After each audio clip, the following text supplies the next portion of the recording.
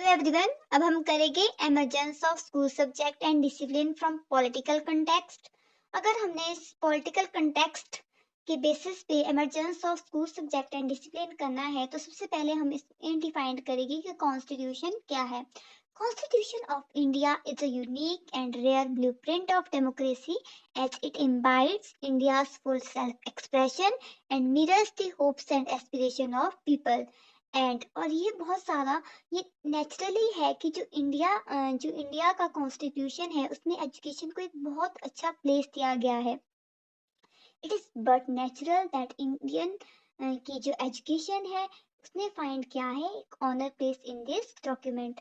अगर हमने पॉलिटिकली अगर हम देखें, जो इंडिया क्या है एक डेमोक्रेटिक कंट्री है। अगर हमने डेमोक्रेसी और एजुकेशन के बीच में पहले अगर रिलेशनशिप को समझना है तो हमें पहले समझना पड़ेगा कि डेमोक्रेसी है क्या। जो वर्ड डेमोक्रेसी है वो डिराइव की गई थी टू ग्रीक वर्ड से, demos and क्रेटिया।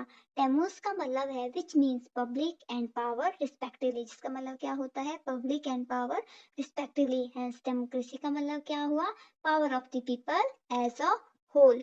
Farmer president of America के थे जो अब्राहम लिंकन, उन्होंने डिफाइंड किया है डेमोक्रेसी को। Democracy is a government of the people by the people and for the people.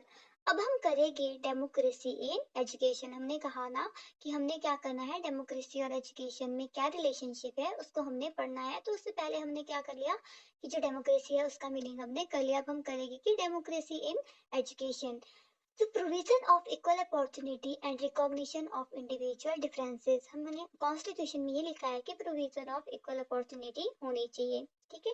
फिर दूसरा है यूनिवर्सल एंड कंपल्सरी एजुकेशन, और ये भी लिखा गया है कि यूनिवर्सल और फ्री और कंपल्सरी एजुकेशन होनी चाहिए, फ्री एजुकेशन होनी चाहिए। यहाँ तक कि प्रोविजन ऑफ अडल्ट एजुकेशन भी दिया गया है। उसके बाद यह है क्या है कि चाइल्ड सेंटर्ड एजुकेशन होनी चाहिए, सोशल एक्टिविटीज भी होनी चाहिए। कैसी कैसी होती है वो, एनएसएस कैंप हो गए, जैसे फॉर एग्जांपल एनएसएस कैंप हो गए। स्टूडेंट यूनियन भी होने चाहिए और रिस्पेक्ट ऑफ टीचर्स पर्सनैलिटी भी होनी चाहिए। फिर उसके बाद आता है डेमोक्रेसी एंड करिकुलम। अब क्या है कि भाई करिकुलम कैसे होना चाहिए, डाइवर्सिफाइड करिकुलम होना चाहिए, मतलब बहुत ज्यादा डाइवर्स होना चाहिए करिकुलम, और जिसमें बहुत सारे हो, सब अपने इंटरेस्ट के हिसाब से अपने सब्जेक्ट चुन सके। फिर आता है अचीवमेंट ऑफ सोशल एम्स, ऐसा करिकुलम होना चाहिए ताकि सोसाइटी के एम्स को क्या कर सके, अचीव कर सके। यह जो करिकुलम है वो कैसा होना चाहिए, फ्लेक्सिबल, मतलब टाइम टू टाइम इसको हम रिवाइज कर सके, ना कि रिजिड।